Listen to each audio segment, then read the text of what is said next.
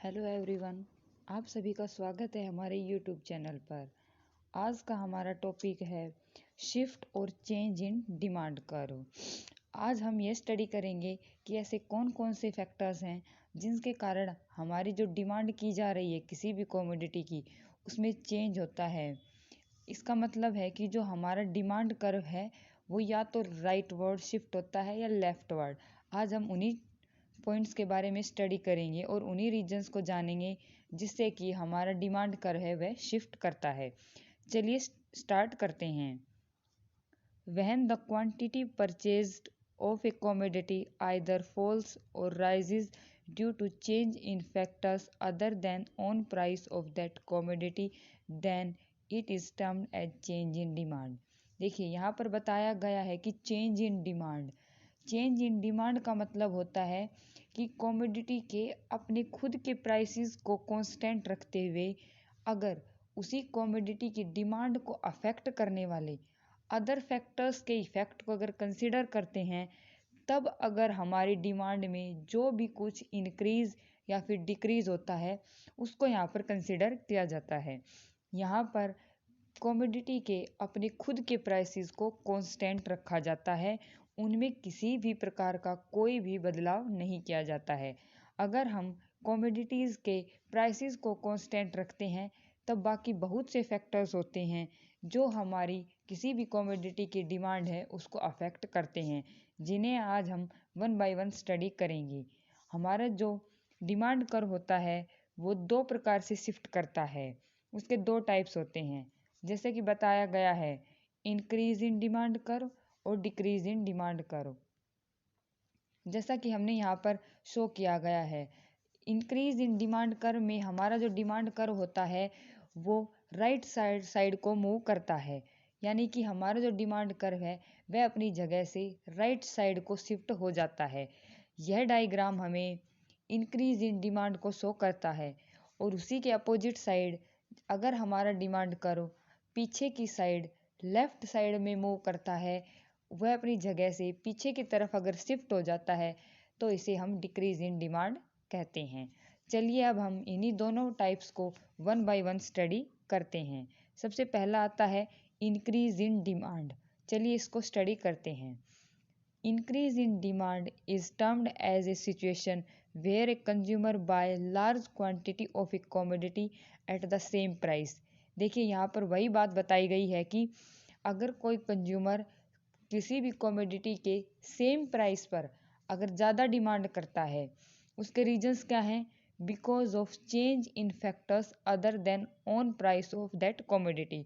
अगर उस कमोडिटी के अपने खुद के प्राइसेस के अलावा बाकी अदर फैक्टर्स में चेंज होता है, तब अगर उस कमोडिटी की डिमांड बढ़ती है तब हम उसे इंक्रीज इन डिमांड कहते हैं।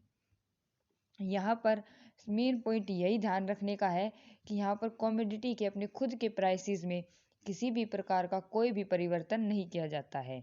अब हमारी जो डिमांड है उसके इंक्रीज होने के बहुत से रीजंस हो सकते हैं। चलिए अब हम इन्हें वन बाय वन स्टडी करते हैं।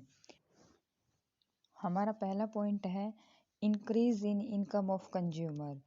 अगर हमारा जो कंज्यूमर है उसकी अगर इनकम इंक्रीज हो जाती है तो वह कंज्यूमर करंट प्राइस पर भी उसकी ज़्यादा डिमांड करेगा। इससे जो हमारी डिमांड है वो इंक्रीज हो जाएगी और उसके प्राइसेस में किसी भी प्रकार का कोई भी चेंज नहीं किया गया है। तो प्राइसेस को कांस्टेंट रखते हुए अगर कंज्यूमर की इनकम इंक्रीज हो जाती है तब भी जो हमारे डिमांड कर्व है वह राइट साइड को शिफ्ट हो जाता है। ठीक है, अब हमारा नेक्स्ट पॉइंट है rise in price of substitute goods. अब सबसे पहले हम ये जानते हैं कि सब्सटीट्यूट गुड्स क्या होते हैं। सब्सटीट्यूट गुड्स वो गुड्स होते हैं जिन्हें हम एक दूसरे के स्थान पर यूज करके अपनी जो भी नीड्स हैं उनको सेटिस्फाई कर सकते हैं। जैसे हम इकोनॉमिक्स में बहुत बार टी और कॉफ़ी का एग्जाम्पल लेके चलते हैं। अगर हम टी के प्राइसेस ज़्यादा हो जाते हैं तो कॉफ़ी को यूज़ कर सकते हैं, और अगर उसी तरह कॉफ़ी टी का कॉम्प्लीमेंट्री गुड्स है तो अगर कॉफ़ी के प्राइसेस ज़्यादा हो जाते हैं तब हम उसकी जगह पर टी का यूज कर सकते हैं। अब यहाँ पर वही बताया गया है कि अगर सब्सटीट्यूट गुड्स के प्राइसेस इंक्रीज हो जाते हैं तब जो उसका अदर सब्सटीट्यूट गुड्स है उसकी डिमांड इंक्रीज हो जाती है, जबकि उसके प्राइसेस में किसी भी प्रकार का इंक्रीज या डिक्रीज नहीं हुआ है। यह अफेक्ट ओनली सब्सटीट्यूट गुड्स के प्राइसेस के कारण दिखाई देता है। नेक्स्ट पॉइंट है fall in price of complementary goods. अब कॉम्प्लीमेंट्री गुड्स क्या होते हैं? कॉम्प्लीमेंट्री गुड्स वो गुड्स होते हैं जो दो मिलकर किसी एक वांट को सेटिस्फाई करते हैं। जैसे हम कार और पेट्रोल का एग्जांपल लेके चल सकते हैं, पेन और इंक का एग्जांपल लेके चल सकते हैं। अगर पेट्रोल के प्राइसेस डिक्रीज हो जाते हैं तो जो हमारा कंज्यूमर ग्रुप है वह कार की या फिर जैसे पेट्रोल के बहुत से और भी सब्सटीट्यूट गुड्स होते हैं, कॉम्प्लीमेंट्री गुड्स होते हैं, जैसे बाइक है, स्कूटर है, बस, ट्रक एटसेट्रा। तो अगर उसके पेट्रोल जो कि एक वो कॉम्प्लीमेंट्री गुड्स है, उसके अगर प्राइसेस डिक्रीज हो जाते हैं तो उसके जो अदर कॉम्प्लीमेंट्री गुड्स हैं जैसे कार, बाइक, स्कूटर, इन सभी की डिमांड इंक्रीज हो जाती है। जबकि कार, बाइक, स्कूटर इनके प्राइस में किसी भी प्रकार का कोई भी परिवर्तन नहीं किया जाता है। तो यहाँ पर जो हमारे कॉम्प्लीमेंट्री गुड्स हैं उनके प्राइसेस भी हमारे गुड्स की डिमांड को अफेक्ट करते हैं। अगर कॉम्प्लीमेंट्री गुड्स के प्राइसेस डिक्रीज होते हैं तो हमारा जो मेन प्रोडक्ट है उसका जो अदर कॉम्प्लीमेंट्री गुड्स है उसके प्राइसेस में बिना ही कोई चेंज किए उसकी डिमांड इंक्रीज होगी। हमारा नेक्स्ट पॉइंट है change in taste of consumer in favour of commodity. अगर हमारा जो कंज्यूमर है उसको वह कमोडिटी ज़्यादा पसंद है और उसके जो टेस्ट और प्रेफरेंस में कमोडिटी के फेवर में चेंज हो रहा है, यानी कि वह कमोडिटी कंज्यूमर को ज़्यादा पसंद है, तो और वह उसको बिना उसके प्राइसेस कम हुए बिना भी उसको करंट प्राइस पर भी अगर खरीदने के लिए तैयार हो जाता है, क्योंकि वह कमोडिटी है वह उसकी पसंद बन चुकी है और वह उसे पसंद है, उसका टेस्ट, उसका फ्लेवर उसको पसंद है, तब कंज्यूमर है वो उस कमोडिटी की डिमांड को है चेंज इन पॉपुलेशन। अगर हमारे जो भी मार्केट है उसमें अगर पॉपुलेशन इंक्रीज हो जाती है तब नॉर्मल बात है कि हमारी डिमांड इंक्रीज होगी। अगर पहले अगर हम देखते हैं कि कॉफ़ी की मार्केट में अगर 100 कंज्यूमर थे तब कॉफ़ी के 100 मग डेली के अगर सेल हो रही थी, लेकिन अगर हमारी जो पॉपुलेशन है वो इंक्रीज होके 100 से 150 हो जाती है तो हमारी डिमांड है वो ऑटोमेटिकली इंक्रीज हो जाती है, जबकि कॉफ़ी के प्राइसेस में किसी भी प्रकार का कोई चेंज नहीं किया गया है। चलिए अब इंक्रीज इन डिमांड कर को एक डायग्राम की सहायता से समझते हैं। देखिए यहाँ पर वाई एक्सिस पर हमने प्राइसेस को शो किया है एंड एक्स एक्सिस पर अपनी कमोडिटीज़ को शो किया है। अगर हमारे प्राइसेस पी होते हैं तब हमारा जो सप्लाई कर्व है वह एस एस हमारा सप्लाई कर्व है और डी वन है वह हमारा करंट डिमांड कर्व है। अगर हम अपने प्राइसेस को पी पर रखते हैं तब हमारी पहले है वह डिमांड क्यू वन हो रही होती है, लेकिन प्राइसेस के कांस्टेंट होते हुए भी अगर अदर फैक्टर्स में चेंज होने से, जैसे हो सकता है कि कंज्यूमर की इनकम इंक्रीज हो जाए, rise in price of substitute goods, fall in price of complementary goods, change in taste in favour of commodity etcetera, जो भी हमने रीजंस पढ़े थे, अगर उन सभी फैक्टर्स में किसी भी प्रकार का कोई चेंज होकर अगर हमारी डिमांड है वो इंक्रीज हो जाती है तब जो हमारा D1 डिमांड कर्व है वो D1 से D2 की तरफ राइट साइड शिफ्ट हो जाता है और यहाँ पर हमारे प्राइस में किसी भी प्रकार का कोई भी चेंज नहीं दिखाई दे रहा है।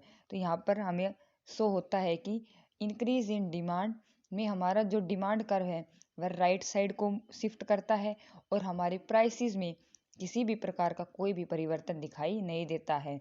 यहाँ पर डिमांड में जो भी परिवर्तन होता है वो अदर फैक्टर्स के कारण होता है और जिन्हें हमने ऊपर स्टडी किया है। अब हम नेक्स्ट पॉइंट डिस्कस करते हैं डिक्रीज इन डिमांड। चलिए इसको स्टडी करते हैं। Decrease in demand, decrease in demand term as a situation where a consumer buys small quantity of a commodity at same price because change in factor other than own price of that commodity।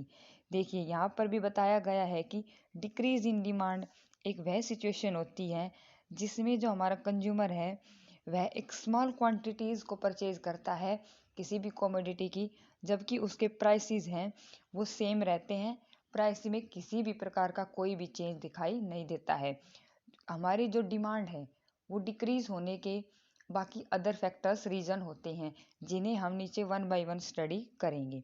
चलिए, जो हमारा demand curve है वो decrease in demand में हमारा left side को shift करता है, और उसके बहुत से रीजन्स होते हैं जिससे कि हमारा डिमांड कर्व है वह नीचे की तरफ शिफ्ट करता है। चलिए अब उन्हें स्टडी करते हैं। Decrease in income of consumer.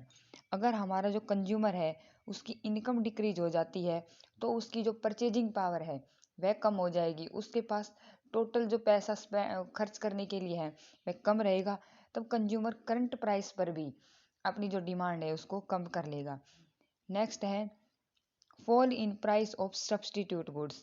जैसा कि हमने पहले एग्जांपल लिया था, टी एंड कॉफ़ी दो सब्सटीट्यूट गुड्स हैं। अगर टी के प्राइसेस 10 रुपये हैं और कॉफ़ी के प्राइसेस भी 10 रुपये हैं एक कप के, लेकिन अगर टी के प्राइसेस कम हो जाते हैं तो हमारी कॉफ़ी के प्राइसेस में ना ही तो हमने इंक्रीज किया है और ना ही डिक्रीज किया है, लेकिन उसका जो सब्सटीट्यूट गुड्स है उसके प्राइस कम होने से हमारे जो कंज्यूमर्स हैं वो कॉफ़ी से टी की तरफ शिफ्ट हो जाते हैं, जिससे कि हमारी जो कॉफ़ी है उसकी जो डिमांड है वो कम हो जाएगी, जबकि हमने उसके प्राइसेस में किसी भी प्रकार का कोई भी चेंज नहीं किया है। तो यहाँ पर जो सब्सटीट्यूट गुड्स हैं उनके प्राइसेस में अगर किसी भी प्रकार का फॉल होता है तो वह भी हमारी डिमांड को डिक्रीज करता है। नेक्स्ट पॉइंट है rise in price of complementary goods. अब कॉम्प्लीमेंट्री गुड्स एक है पेट्रोल और दूसरा है कार। अगर पेट्रोल के प्राइसेस ज़्यादा हो जाते हैं तो ऑटोमेटिकली जो भी पब्लिक है, जो भी कंज्यूमर ग्रुप है, वो कार्स की डिमांड कम कर देगा। तो यहाँ पर कार्स की डिमांड पेट्रोल के प्राइसेस से अफेक्ट हो रही है, और कार के प्राइसेस में हमने किसी भी प्रकार का कोई भी परिवर्तन नहीं किया है। तो यहाँ पर अगर हमारे कॉम्प्लीमेंट्री गुड्स के प्राइसेस इंक्रीज हो जाते हैं तो हमारे दूसरे कॉम्प्लीमेंट्री गुड्स हैं उनकी जो डिमांड है वो ऑटोमेटिकली कम हो जाती है, और हमारा जो डिमांड कर्व है वह लेफ्ट साइड पीछे की तरफ शिफ्ट कर जाता है। नेक्स्ट पॉइंट है change in taste of consumer in against of commodity.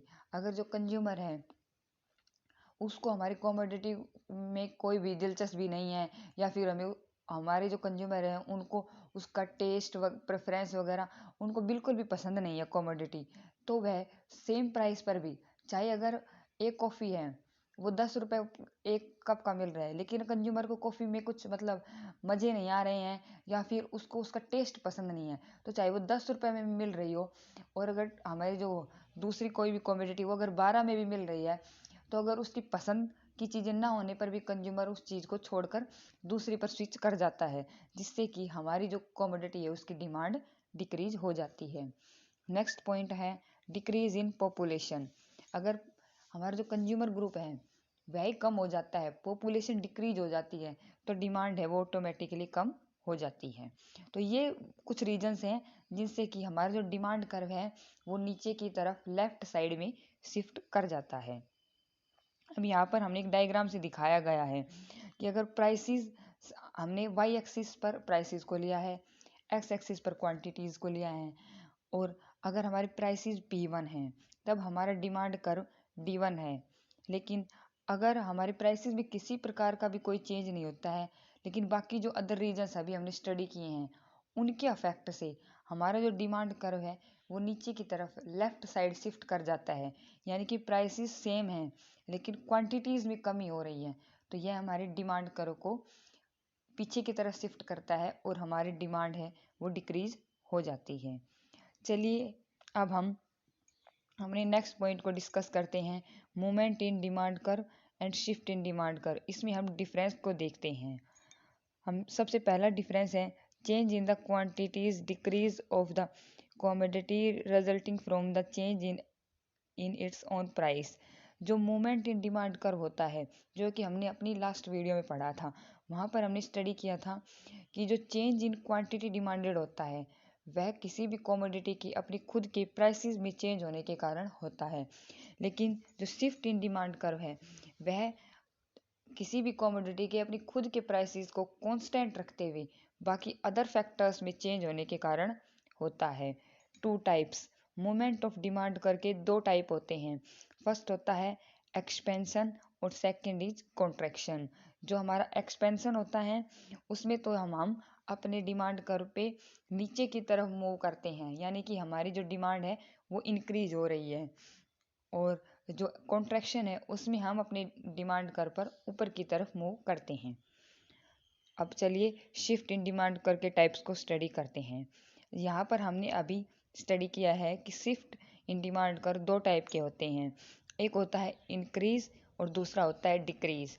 Increase in demand में हमारा जो वो डिमांड कर है वो राइट साइड की तरफ शिफ्ट करता है, और डिक्रीज इन डिमांड में हमारा जो डिमांड कर्व है वो पीछे की तरफ लेफ्ट की साइड शिफ्ट करता है। अब चलिए नेक्स्ट पॉइंट डिस्कस करते हैं। हमारा नेक्स्ट पॉइंट है change occurs along the demand curve. जो हमारा मूवमेंट इन डिमांड कर्व होता है वहाँ पर हमारा डिमांड कर्व चेंज नहीं होता है।